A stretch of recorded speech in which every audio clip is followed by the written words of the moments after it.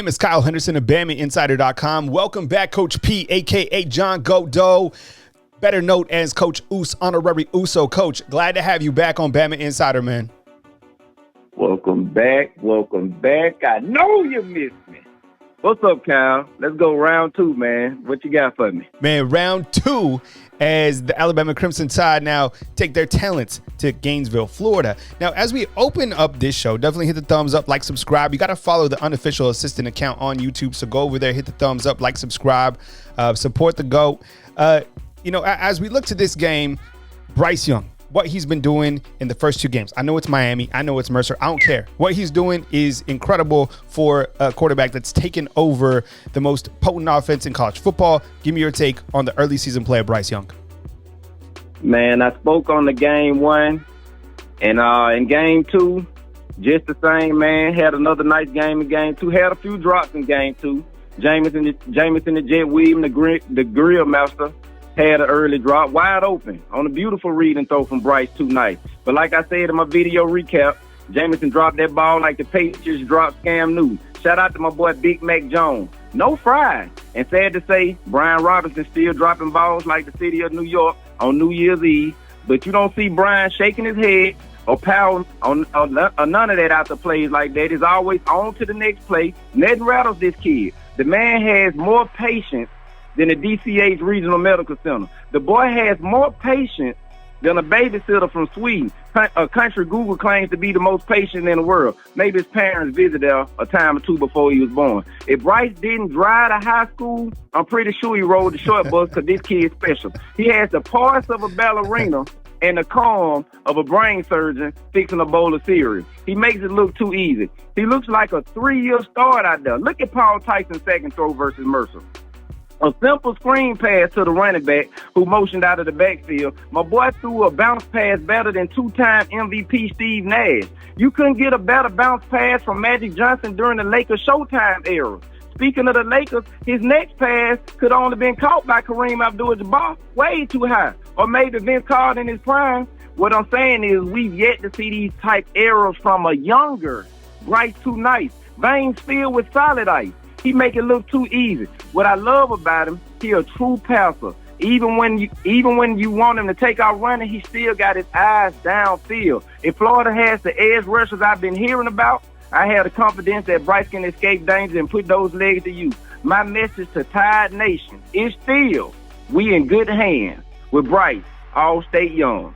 Bryce Too Nice, and we're on the line with Coach P, a.k.a. John the Godo, better known as Coach Oos, honorary Uso. Definitely follow the Unofficial YouTube account and the thumbs up, like, subscribe on this video right here on BamaInsider.com. Coach, as we kind of look to future players with the Alabama Crimson Tide, JoJo Earle, what he did against Mercer, 130 all-purpose yards, player of the week for the Alabama Crimson Tide. I'm trying to go with JoJo the joystick. I was trying to see if it'll stick, man. What you got for me, Coach? Hey, we had another recruitment of receivers this year, including my boy Jai Hall, 5-star Ja'Cory Brooks. Also, the new Henry Don't Step on My Rugs, Christian Leary, fastest kid coming out of high school, and Waddle's replacement, of course, JoJo Earle, the Crimson Highlight film. Out of all that talent, JoJo is like the high school quarterback amongst the cheerleaders because he's getting the most action thus far. And he was the only one out of that group that wasn't an early enrollee. Coming into the season, he was listed as second on the depth chart at slot behind Slade the Blade, who did good filling in for Waddle on his injury last year, but we knew it was going to be hard to keep JoJo out of the field. Not only is this man capable of finding soft spots in the defense at the slot position, he's a big threat as the return man as well.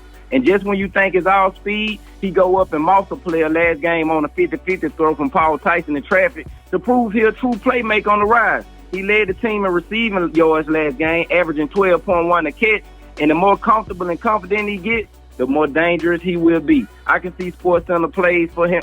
I can see SportsCenter top plays on his behalf in the future. Make sure y'all be on the lookout for JoJo Earle, the Crimson Highlight film. And I do like what you just said, Kyle, with that joystick. I like that one too, man. JoJo the joystick. All right, here with Coach P. Coach like Oos, that. honorary Uso. He's liking what I got. I'm liking what he got. Definitely hit the thumbs up, like, subscribe. As we kind of turn the page to Florida, you got a quarterback situation going on in Gainesville. You got Anthony Richardson. I love the nickname AR-15. And then you got Emory Jones. What's your take on the quarterback situation out of Gainesville? I'm here to talk about the Florida quarterbacks, Emory Jones and Anthony Richardson. Well, Emory can't throw, and Richardson just got a cool nickname. Well, when they run up on that Crimson Cement defense, EJ go be looking like he drunk off E and J, and they all 15 go jam. We gonna make that clip look empty. And then my favorite player in college, Will, Mr. Anderson. The Matrix get a chance to play, it's gonna be even worse on them boys. We go up against Jalen Milrose every week in practice. Top 3 fastest kid on our team playing quarterback. So it ain't like we ain't used to this style of play or that type of quarterback. We just have to do our job and be disciplined, and the rest will handle itself. Unless Florida bringing back Pitts, Kadarius Toney, Percy Harvin, and Jabbar Gaffney, I ain't worried. And last I heard, the NCAA had a transfer portal, not a time portal. So ain't none of this happening anytime soon. Roll Tide, roll, baby. I ain't tripping. Let's go. Come on, Kyle. Here with Coach P. Definitely hit the thumbs up, like, subscribe. You like the content, hit the thumbs up button. Also, go support Coach P on the Unofficial Assistants on their YouTube channel. All right, let's talk about this Alabama running back room. Coach Saban, very high on this room. Brian Robinson spoke about kind of the different styles of this running back room. What's your early take? B-Rob, Jace McClellan, Trey Sanders, Roydell Williams. Go ahead, Coach. Hey, I love Brian Downhill Robinson. I'm not against him starting. He's the most experienced back. He waited his turn, physical on blocking, traditional Bama-style strong runner, etc. But as for a starting back, I do want a home run hitter as well. Brian's mission on a lot of plays isn't to run around you. It's to run over you or through you. No stiff arms, no jukes, no spins. Not really blazing speed, no hurdles, which I don't care to see. Just a strong physical runner, and that's cool. But if he let another DB tackle him in open field, me and him going to have a sit down. But to be honest, all I really ask is that he make his catches coming out the backfield. Jace has the speed you want to see firing out that backfield, as displayed versus Arkansas in the past. It's like he was shot out of a cannon. If he was on the street, he would have got a speeding ticket. With enough carries, I think he has the home run capabilities we looking for from the running back unit. He also can catch, reminded me of Kenyon Drake with a touchdown receiving last game to go along with a rushing touchdown as well and a special team touchdown. If we were playing fantasy college football, he would have been the man to have on your team last week. I love Roydell as well. He's from Birmingham. We've been big on him. As of right now, Trey Sanders is looking like the star version of our traditional back. Power, speed, move, with the ability and the will to bounce it outside. Trey predicted a Heisman coming out of high school, and now he's back fully healthy, looking like he's trying to make good on that promise. Trey is proven to be the real deal and will be a household name real soon, especially amongst Bama Nation. And let's not forget about 5-star Kamar Wheaton just waiting his time to steal the show. We loaded his running back, just ready as fans to see the big plays we know we capable of making.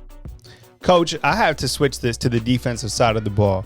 I have to ask you about Henry Toto, what he's been able to do with this defense. He's been able to fly around the field, definitely an added positive component to this team along with Christian Harris. I have to get your take on Henry Toto and your thoughts on his early season play for the Crimson Tide. Hey, Henry, don't step on my toe. Hasn't let me down yet. As far as production and leadership at that. When blitzing, he attacks the same way Reuben Foster used to. As in, I'm coming in, I don't care who blocking me, I'm coming. Shout out to Christian Harris as well. He was filling in a lot of holes last game, stopping runners in their track. As far as Henry, so far, I like what I see. And I can say he's living up to the hype. This will be his biggest challenge of the regular season versus Florida's mobile quarterback. And with his speed and knowledge, I feel he'll be ready. That boy better spy than James Bond. Believe me. Shout out to the young Ooh. Alabama all the way. Roll Tide. Coach, as we wrap it up here, Alabama playing in the swamp. I know earlier you said that there's no time machine to take Florida back, but Alabama facing, what appears to be a challenging team in Florida, in Gainesville, at the swamp. Your final take on Bama playing on the road as a 14-point favorite? Hey, every time we go and play Florida, I hear how they're going to be better than the last time we played them. And I honestly feel last year they had one of the better teams they gonna have to compete with us. After losing that quarterback, that awesome tight end, and that super elusive wide receiver Tony, I feel, and if you telling me they lose that type of production and reload Bama style to face Bama, I don't really believe it. I'm not saying we go blow them out, shut them out. Like you said, we on the road, we in a hostile environment, we got a new starting quarterback, but I'm still rolling with that Tide. I feel we're better. And they have some good players at certain positions, but I feel overall our unit is ready to take on this match, man. I'm rolling with the Tide all the way. I done heard all this stuff time and time before about Florida, about that coach, about his offensive prowess. I done heard it all time and time before. I'm just ready for Saturday to get here. And luckily we playing during the daytime, so Bryce ain't got to go in there in a nighttime environment and hear all this crap. He coming in the daytime, and we got a nice team around him. I'm rolling with the Tide. Bryce too nice. Veins filled with solid ice. Alabama all the way. Roll Tide. That is Coach P, a.k.a. John the Goat Dog. Coach Oos, honorary Uso. If you like his coverage, definitely hit the thumbs up, like, subscribe, go to the Unofficial YouTube channel, check him out as well. We appreciate you, fam. Thank you very much for staying with us right here on BamaInsider.com. We will be back soon after Alabama and Florida right here on BamaInsider.com from beautiful Tuscaloosa, Alabama. This is Kyle Henderson and the Coach P, a.k.a. John Goat, Coach Oos, honorary Uso. Until next time, fam.